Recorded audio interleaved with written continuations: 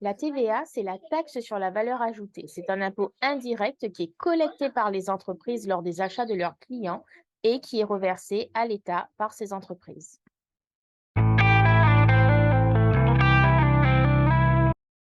La TVA est un taux qui va s'appliquer sur les achats de vos clients. Donc, le taux normal de la TVA en France est de 20%. Dans les DOM-TOM, il est de 8,5%. Donc, l'entreprise va collecter cette TVA sur les ventes qu'elle va réaliser et déduire de cette somme la TVA inhérente aux achats qu'elle va réaliser elle-même auprès de ses différents fournisseurs. Donc, il peut s'agir d'achats de produits ou de services qui sont eux-mêmes vendus avec de la TVA.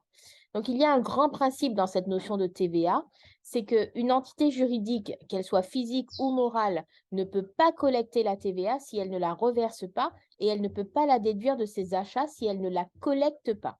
Donc, toutes les entités juridiques sont assujetties à la TVA, sauf dans le cas précis de la micro-entreprise, donc c'est ce que nous verrons juste après, ainsi que certaines activités spécifiques, dont par exemple la formation professionnelle, où les entreprises peuvent demander à être exonérées de la TVA.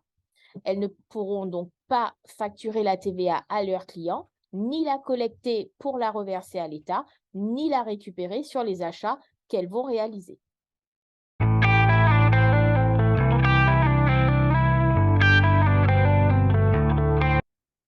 Alors, en ce qui concerne la micro-entreprise, donc déjà, micro-entreprise, ce n'est pas un statut juridique. Quand vous êtes en micro, en réalité, vous êtes une entreprise individuelle au régime fiscal, social et juridique de la micro. Donc, du coup, vous avez par exemple une comptabilité allégée et on dira que vous êtes en franchise en base de TVA. C'est-à-dire que vous n'allez pas facturer la TVA à vos clients, vous n'allez pas la collecter pour l'État et vous n'allez pas la récupérer sur les achats que vous allez réaliser auprès de vos différents fournisseurs. Donc, vous êtes en franchise en base de TVA jusqu'à un certain montant qui ne doit pas excéder 36 500 euros pour les prestations de services, dont la formation professionnelle.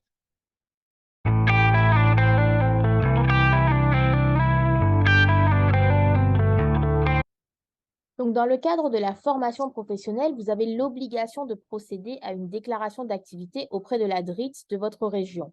Donc, vous pourrez alors remplir le CERFA afin de demander l'exonération de TVA.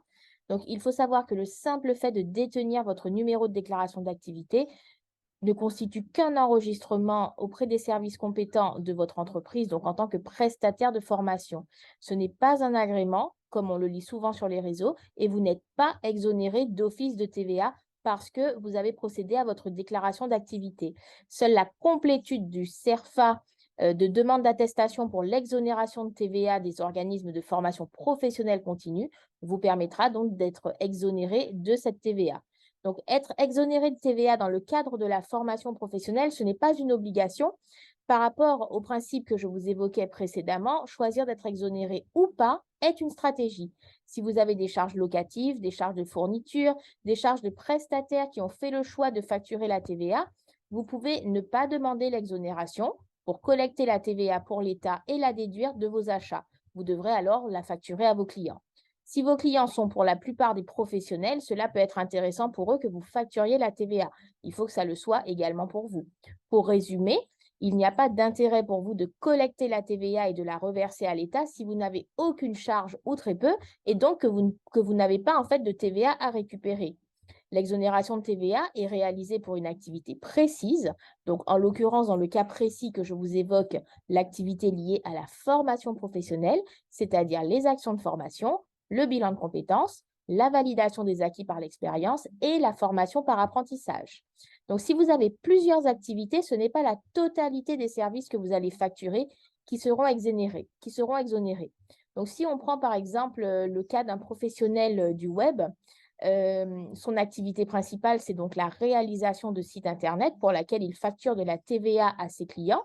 S'il anime des actions de formation pour un organisme pour son propre compte et qu'il détient son numéro de déclaration d'activité, il peut être exonéré de TVA sur l'activité de formation si et seulement si il a procédé à la demande d'exonération. Donc, il en est de même pour les activités de conseil qui sont soumises à la TVA, sauf si vous êtes en franchise en base de TVA dans le cadre de la micro. Je vous précise que cette demande d'exonération peut être réalisée à n'importe quel moment, mais par contre, elle n'est pas rétroactive. Alors, TVA ou pas TVA?